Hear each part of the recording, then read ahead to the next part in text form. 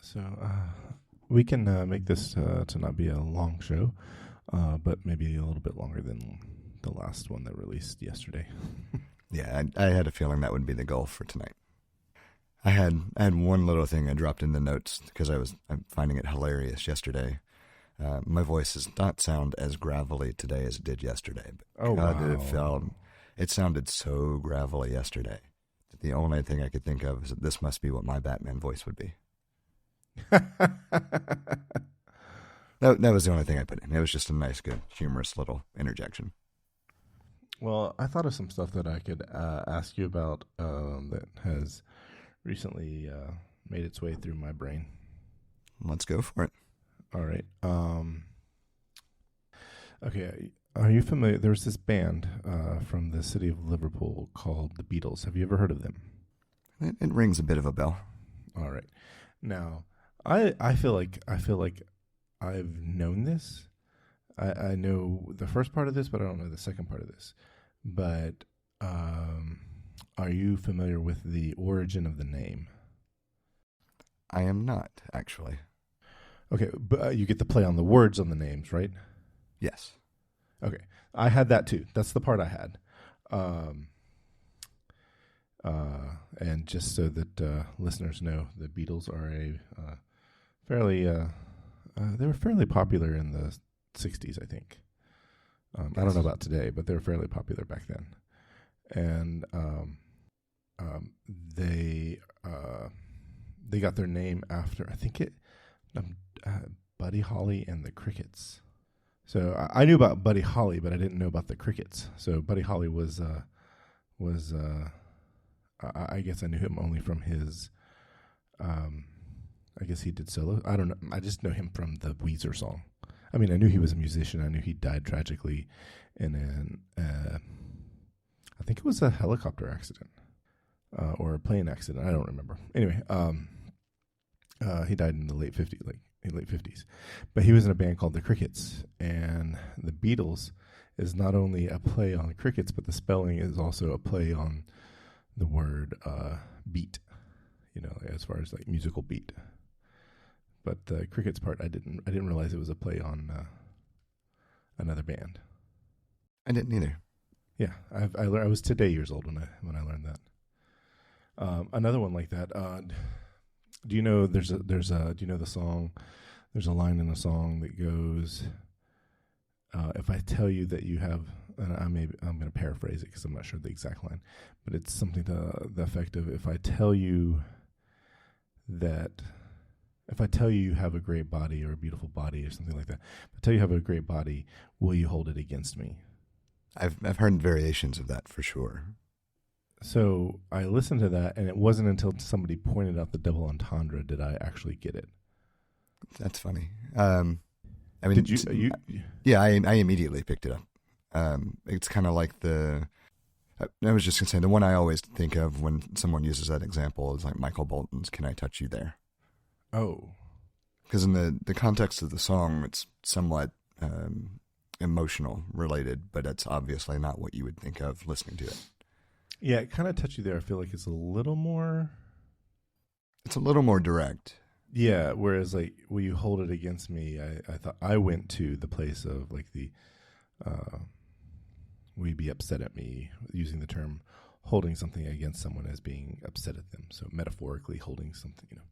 But then when somebody pointed out that it was a double entendre, all they said was it was a double entendre. And I was like, oh, okay, I got it. That's clever.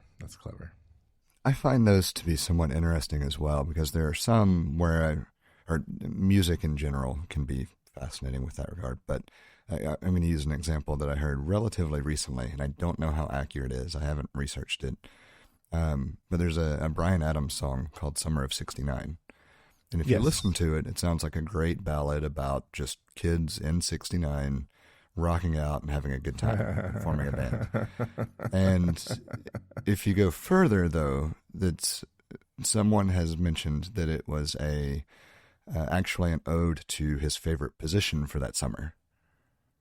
Sexual position for that summer. See, I always went to the sexual position. I never went to that, and I think it's because when I first heard the music, I was in high school. I just didn't think about it at the time.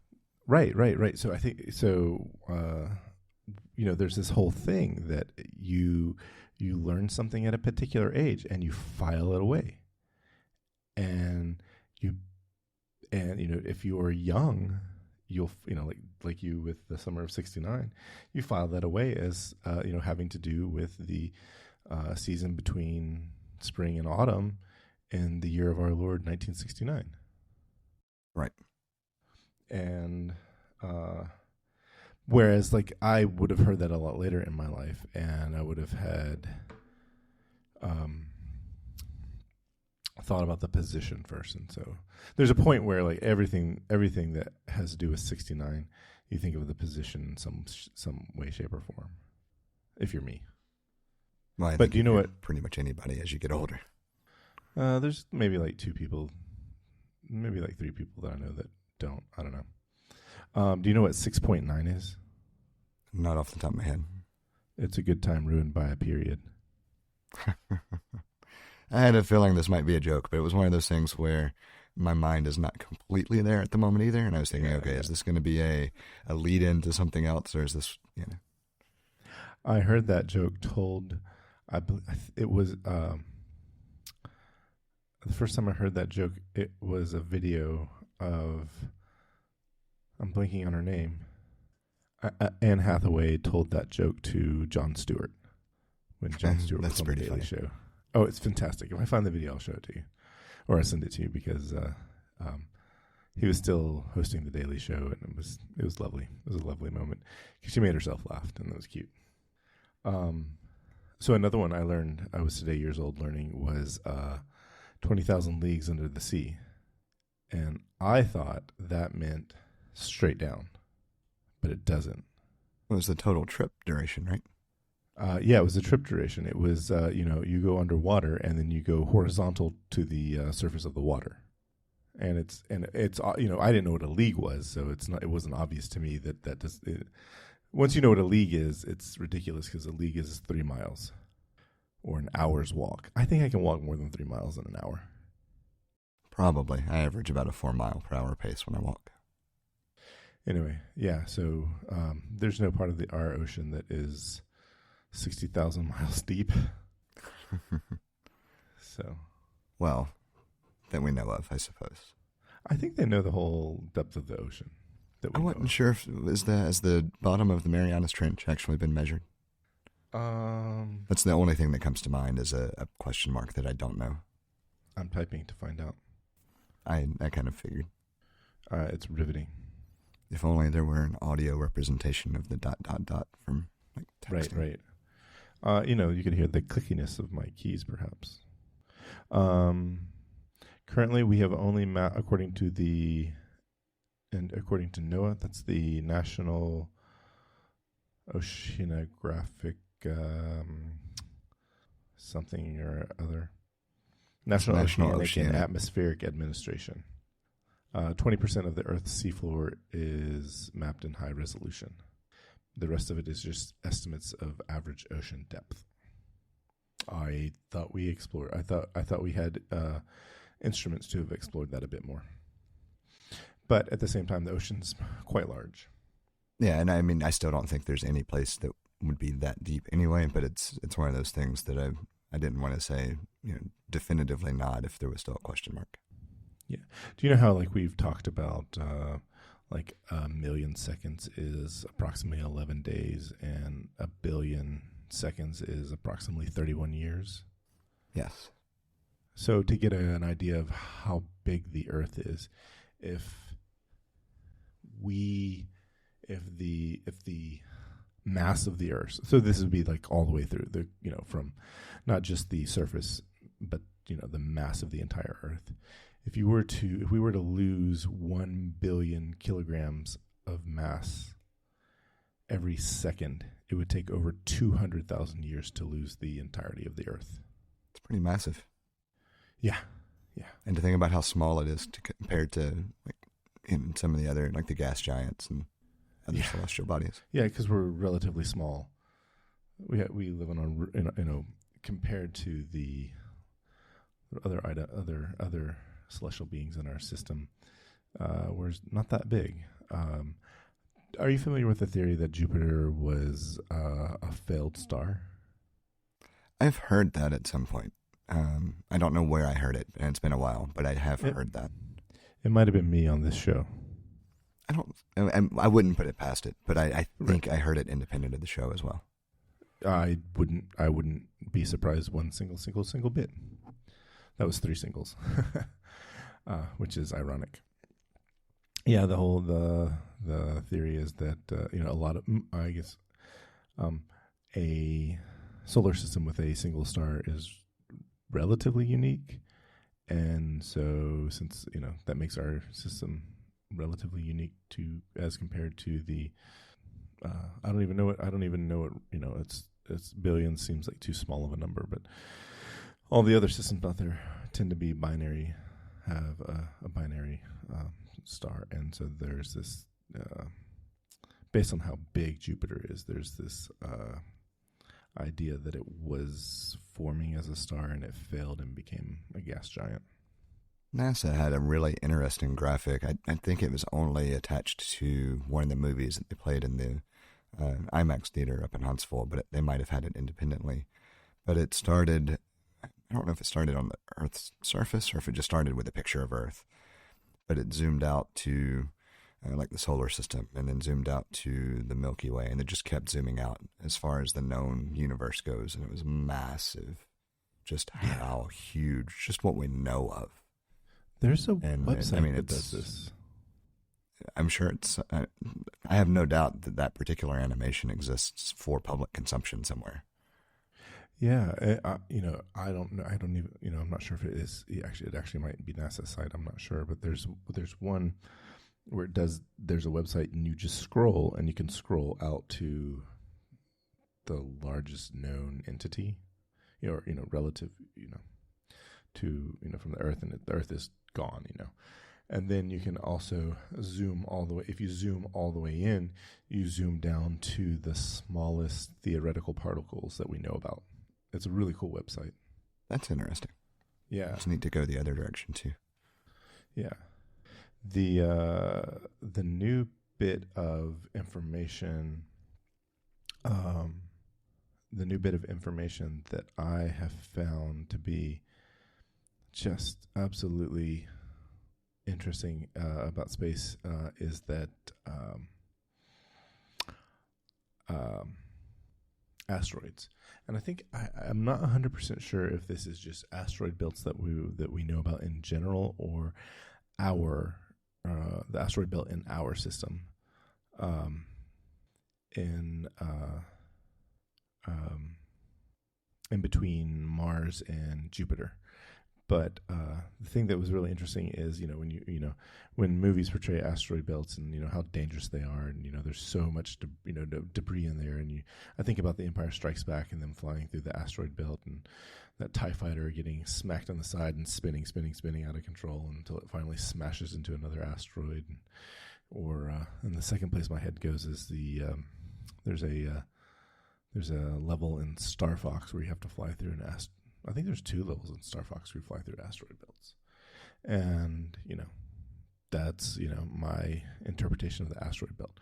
But I know specifically our asteroid belt, I don't know if it's all asteroid belt, but with our asteroid belt, the average distance between asteroids is about 470,000 kilometers. I remember seeing something like that made me chuckle. So you can't even see them. If you're next to this asteroid, you can't even see the next closest. If you see one asteroid, you can't see the next closest asteroid. And I think it was in the same article. It was talking about how Jupiter has protected the Earth from a number of asteroids over time as well. Yes, because it's so big and has its gravitational pull helps protect us. The video that you were a little real time follow up. The video that you were talking about. It's called Ultimate Zoom. It's from the IMAX movie Cosmic Voyage. Sounds correct. Yep. I think that's the only one that we've had my son see so far when we've gone to the Space and Rocket Center. And I think it does micro to macro. So it sounds like the same thing that website I was talking about did. It might actually be just like this website took the IMAX video, and just kind of turned it into a website that you could scroll back and forth. And maybe. I know it was an insanely fascinating graphic. So I felt like there was another word thing that was interesting to me that I wanted to talk about, but it's escaped me at the moment. I'm sure we can sit here for a moment and think of it. In the meantime, I was trying to think if I had anything specific, but I don't really. You know what? I could give you some follow-up on my adventure with insurance companies. I was on the phone today. Yeah, actually, that slipped my mind with the way the past week and a half has gone, but I was curious about following up with you. So, I don't remember where I last left you and listeners. The last bit was that the insurance company was saying you had to try dieting or all for at least 3 months. Yes. So I went back to the doctor. I was able to schedule. I can't remember if I told you this or not in text, but I really love the online portal that my doctor's office uses. It's so helpful. I can log in, I can send messages to my doctor. We communicate that way. If things like hey, you don't need to come in for this. I'll just call in your prescription, or I can just request a prescription, etc. Or I need to make I need to book an appointment. I don't have to go. I don't have to call someone and figure it out. I go online. I can see the next available appointment. It's fantastic. And so after literally the day after, there was an appointment. So I found out about the whole prior authorization and having to be on a 3-month diet. And my doctor asked me to, I found an appointment the day after I found that news, because I sent him a message. He said, come in, this week or next. And there was one right the next day. So I took it and I went in. He put, I was there for less than 10 minutes, and they put me on a diet. And I was going to say, I got charged for both visits, as you would imagine. I mean, because the doctor's like, you're a patient, you took up a slot, I got to charge your insurance, got to charge you, whatever. And so, so I thought, okay, well, 3 months from now, I'll be able to, strike out again, or strike out on, I keep thinking of Yukon Cornelius and Rudolph talking about striking out on his own, but I'm trying to make a comment about that, but no, it's not working. I will be able to, I'm thinking, okay, I go see the doctor, and he's like, okay, late April, early May, we'll be able to get a prescription going for you. And I'm like, yep, all right. And so I'm like, all right, next 3 months. I'm still gonna try, try the dieting anyway. But I'm hoping, to get the drug to make things better. So, and then I get an email end of last week, and it said, hey, your prescription for Zepbound is processing, and you should expect it by the 10th of February. It should be shipped to you, and you should receive it by the 10th of February. I'm like, what's that about? And I was talking to my friend Ellery, and because he's been, I think I mentioned it last time, he's been prescribing the diabetes version of these drugs, to these GLP-1 agonists, to his patients, and seeing a lot of good effects on it and so forth. And he said that's not too uncommon. The fact that they now see that you're enrolled in this 3-month plan, they'll go ahead and give the drug to you. They'll go ahead and they'll fill the prescription. You don't actually have to wait. They're not going to make you wait those 3 months. They just want to see that you're trying and so forth. And I was like, oh, okay. That would have been nice to know the first go round. No kidding. And because I was very upset about the having to wait 3 months. So I'm like, great. And then Monday, so I had that conversation on Saturday with Ellery, and then Monday rolls around, and I get an email. It's like, hey, your prescription this order has been canceled. And I go look at it, and it was like, it's canceled because it was too small of a prescription. They're like, they wanted, it's like, it was too small for them to fulfill.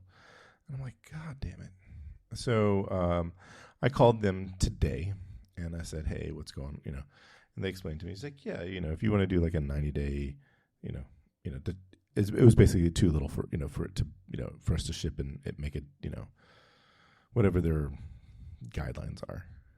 It just wasn't advantageous for them. So they're like, if you want to do a 90-day trial, that's fine. I'm like, oh, okay. And I said, well, how much is it going to be? And they're like, 1 month is like, it was over $300. And a 90-day 90-day fulfillment was just under $900. And I was like, in my head, I'm thinking, this is ridiculous. So I'm like, you know what? I am going to be appropriately upset right now. And I said, I would have loved to have known this information when I called on January 17th. Because I was looking at my notes. I had my notes ready, and I was like, I called someone on January 17th to find out, the process for doing this. I was like, I want to know everything I can. I want to know how much it's going to be with my insurance. I want to know where I should get it fulfilled. I want to know, all these things. I said, when the first person I spoke to, and this is, 2 episodes ago, I went into more detail about this, but first person I spoke to was unhelpful. And I went to my doctor, they prescribed it, and then, going through this whole process. And I said, and then I had to go back to my doctor a second time within, twice in as many weeks. And I said, is there, I just need to know the billing department so that I can send you guys a bill for my doctor's visits. They're like, what do you mean? I said, well, I've incurred visits, and I'm going to charge you. I'm going to send you my bill. And they said, oh, we don't reimburse for doctor's visits. We only reimburse. And she explained, if you've paid out of pocket for something that should have been covered. And I said, no. I'm not asking for a reimbursement. I'm going to bill you for my time, for the cost to me, for not being able to answer these straightforward questions that I've asked you. My billing department will get with your billing department. And, the person I was talking to reiterated the problem. I was like, would you prefer that I do this with a PO? Would you like to give me a PO so that I can get paid for this? And they're like, we can't do that. And I was like, well, who can? And so they said, would you like to speak to a supervisor? I was like, I absolutely would.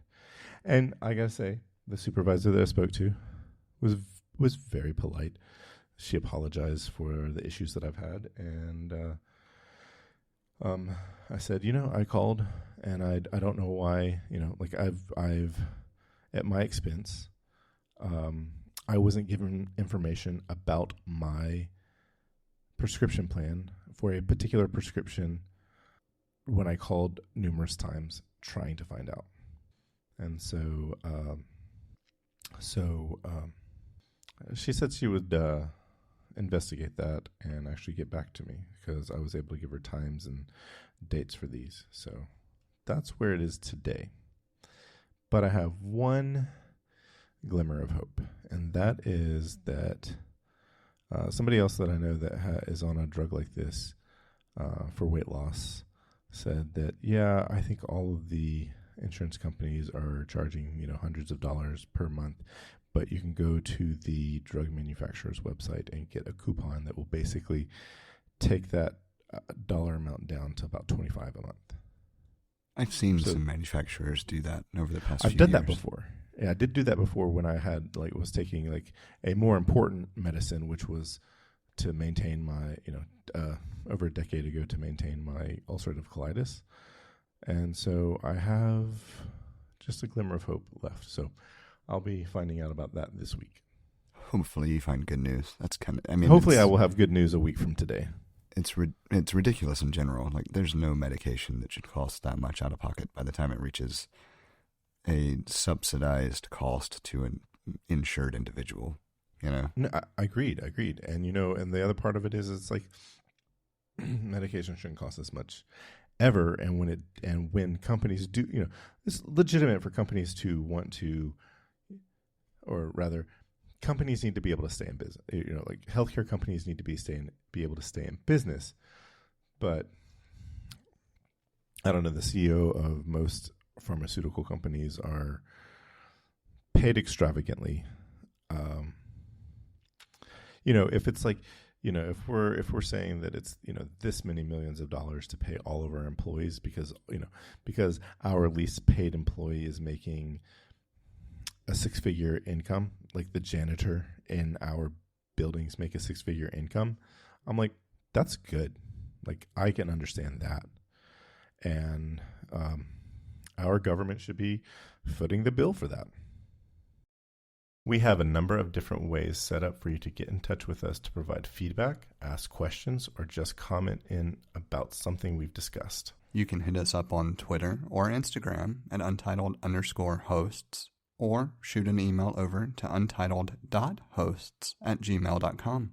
Or get in touch directly with Jesse at jthart.com, or get in touch with me, John, via telepathy. If you would like to support our work or are interested in listening to our new after show feed, head over to patreon.com/theUntitledPodcast and take a look at the options we have set up. Thank you for listening. We hope you've enjoyed the show. And we hope to connect with more of you as we continue this journey. That's a wrap.